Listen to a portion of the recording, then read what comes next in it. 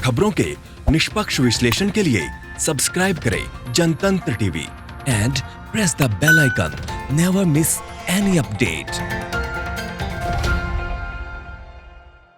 भारत ने 59 चीनी ऐप्स पर प्रतिबंध लगा दिया है। इनमें टिकटॉक और यूसी ब्राउजर जैसे ऐप्स शामिल हैं। सरकार ने इंफॉर्मेशन टेक्नोलॉजी एक्ट के सेक्शन 69A के तहत इन 59 चीनी ऐप्स पर बैन लगाया है। केंद्र सरकार ने ये कदम ऐसे समय पर उठाया है जब लद्दाख की गलवान घाटी पर सीमा विवाद कम होने का नाम नहीं ले रहा है। बीते 15 जून को सीमा विवाद में सेना के 20 जवान शहीद हो गए थे, जबकि 70 जवानों को गंभीर चोट लगी थी। केंद्र सरकार की तरफ से इस फैसले पर जारी बयान में कहा गया है कि हमारे पास उपलब्ध जानकारी के मुताबिक ये ऐप्स कुछ ऐसी गतिविधियों में संलिप्त हैं जो भारत की रक्षा, सुरक्षा और साथ ही संप्रभुता, अखंडता के लिए हानिकारक है। केंद्र सरकार ने कहा है कि इन ऐप्स का मोबाइल और non mobile based internet devices में भी इस्तेमाल नहीं किया जा सकेगा। सरकार की ओर से कहा गया है कि डेटा सुरक्षा से जुड़े पहलुओं और 130 करोड़ भारतीयों की गोपनीयता की सुरक्षा को लेकर चिंताएं बढ़ गई थी। हाल ही में ये ध्यान दिया गया है कि इस तरह की चिंताओं से हमारे देश की संप्रभुता और सुरक्षा को भी खतरा है। तो ये तमाम ऐप्स हैं, टिकटॉक, यूसी ब्राउजर, जेंडर और साथ ही हेलो, लाइक, ये कुछ ऐसे ऐप्स हैं जिनको बैन कर दिया गया है और इनका इस्तेमाल अब नहीं किया जाएगा।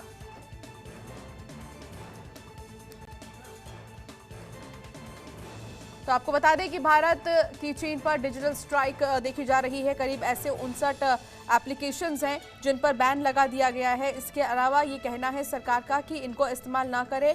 अगर इनका इस्तेमाल किया जाएगा तो जो भी हमारी प्राइवेसी है वो एक्सपोज हो जाएगी। और हमारे साथ सहयोग सेलर साइबर एक्सपर्ट जुड़ गए हैं। सहयोग जी, बहुत बहुत स्वागत है आपका जनतंत्र टीवी पर। कुछ ऐसे एप्लीकेशंस हैं, लगभग 59 एप्लीकेशंस जिन पर बैन लगा दिया गया है, जिसमें टिकटॉक, जो कि जिससे लोग बहुत ज्यादा यूज्ड टू हैं, वो एप्लीकेशन भी बैन कर दिया गया है। सबसे पहले ये हानिकारक कैसे साबित हो रहे थे हमारे लिए?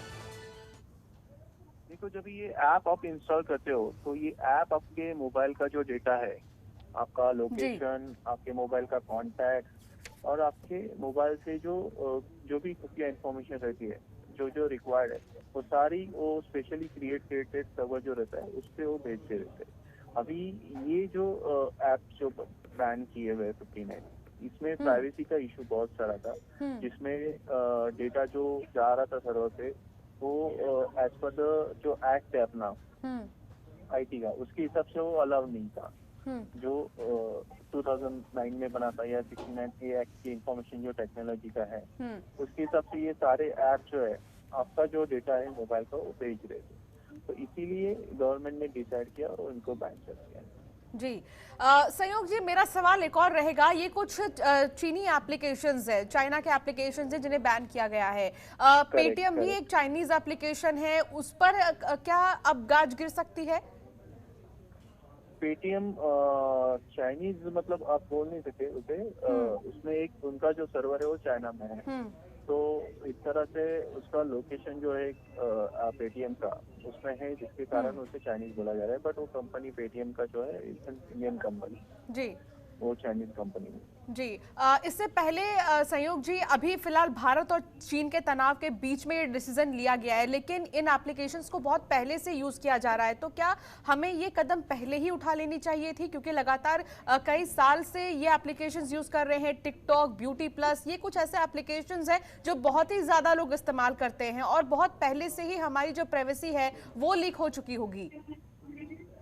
जी बिल्कुल, 100% आपने 100% सच कहा है। और इसके पहले भी बहुत सारे ऐप्स आए थे जिनको रीनेम करके वापस दोबारा पब्लिश किया गया था। जैसे कि टिकटॉक जो है पहले म्यूजिकली के नाम से पब्लिश हुआ था और उसके ऊपर जब इश्यूज हुए वो बैन हो गया, तो फिर वापस उसे रीनेम करके टिकटॉक नाम से एप्लीकेशन वापस बाजार में आ गया। तो इस तरह मतलब जैसे ही वो आते हैं तो उसे बैन किया जाता है, but peoples like don't look for that exactly वो ऐप क्या डेटा लेता है, क्या कंटेंट देता है।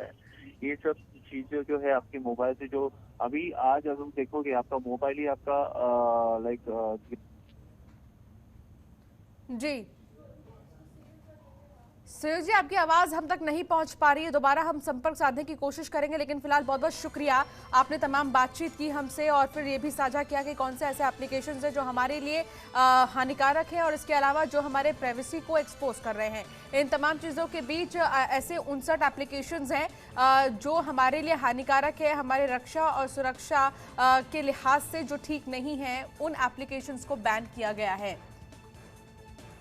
तो भारत की चीन को ये करारा जवाब यहाँ पर दिखाई दे रहा है और साफ तौर पर जिस तरीके से इन दिनों भारत और चीन के बीच तनाव हमने देखा है, उसको लेकर भी कहा जा सकता है कि कई सारे ऐसे एप्लीकेशंस हैं जिससे भारतीय नागरिक सुरक्षित नहीं थे, जिसके मद्देनज़र ये फैसला लिया गया है कि इन एप्लीकेशंस को बैन किया जाए।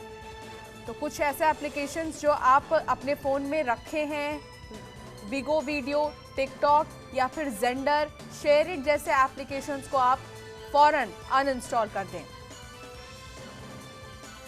और अनिशा दीक्षित हमारे साथ हमारी सहयोगी जुड़ गई हैं न्यूज रूम से, उनसे हम बातचीत करेंगे। अनिशा, ये कुछ ऐसे एप्लीकेशंस हैं जिनसे हम बहुत ही ज़्यादा यूज्ड टू हैं, टिकटॉक हो, जेंडर, शेयरिट, ये तमाम एप्लीकेशंस है, यूसी ब्राउज़र जिसका बहुत इस्तेमाल किया जाता है। अब सवाल ये है कि इनके बिना कैसे रहा जाए।